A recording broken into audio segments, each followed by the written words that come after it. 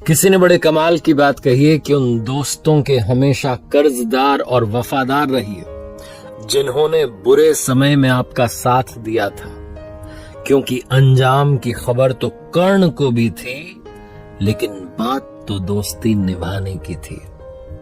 नमस्ते दोस्तों, मैं हूं आरजे कार्तिक। एक बड़ी छोटी सी कहानी है दो दोस्तों की।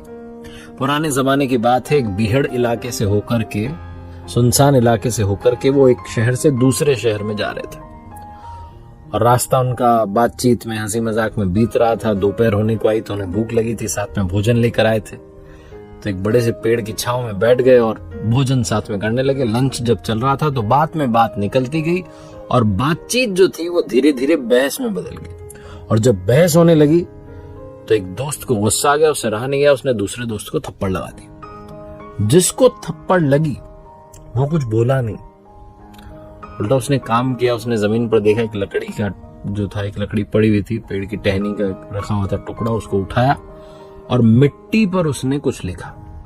उसने लिखा कि आज मेरे सबसे अच्छे दोस्त ने मुझे थप्पड़ मारी, और कुछ नहीं बोला। चुपचाप खाना वाना खा के वहां से चल दिए। दोनों साथ जा रहे थे, लेकिन अब आगे पीछे चल रहे थे, साथ साथ नहीं चल रहे थे। मन मुटाव हो चुका था। और जब किसी लड़ाई होती तो आप बात नहीं करते थे, डिस्टेंस आ जाती, तो उस डिस्टेंस पर चल रहे थे। रास्ते में बीच में एक तालाब पड़ा। उस तालाब को जिसने थप्पड़ मारी थी उसने तो झट से क्रॉस कर लिया, निकल गया। जो दूसरा वाला था वो दलदल में फंस गया। बहुत देर तक उसने खुद से कोशिश की बाहर निकलने की, निकल नहीं पाया, तो जोर से चिल्लाने लगा, बचाओ बचाओ।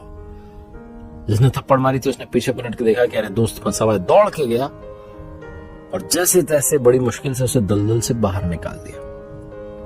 अब वो जैसे ही तालाब से बाहर आया तो उसने फिर से एक काम किया, दौड़ के गया, उसने एक पत्थर का टुकड़ा उठाया और पेड़ का जो तना था उस पर उसने लिखना शुरू किया। और उसने वहां लिखा कि आज मेरे सबसे अच्छे दोस्त ने मेरी जान बचाई। जिसने थप्पड़ मारा था, जिसने जान बचाई थी, एक ही बंदा था। उस दोस्त ने कहा कि भाई मैं समझ में नहीं आ रहा, मैंने तुम्हें जब थप्पड़ मारी तो तुम मिट्टी पर लिख रहे हो कि दोस्त ने थप्पड़ मारा, अब मैंने जब तुम्हारी जान बचाई तो फिर से तुम लिख रहे हो। पहली बात तो ये सही नहीं है, पेड़ पर लिखना ऐसे लिखना नहीं चाहिए। इसको कुरेद के क्यों लिख रहे हो ये सब, इससे क्या होगा? तो जिसे थप्पड़ लगी थी, जो फंस गया था दलदल में, उसने कहा कि भाई जब तुमने मुझे थप्पड़ मारी तो मैंने ये बात मिट्टी पर लिखी कि आज मेरे सबसे अच्छे दोस्त ने मुझे थप्पड़ मारी, क्योंकि मैं चाहता था कि वो हवा आए माफ कर देने वाली और वो बहा करके ले जाए। और जब तुमने मेरी जान बचाई तो मैं चाहता हूं कि ये बात मुझे जीवन पर्यंत याद रहे।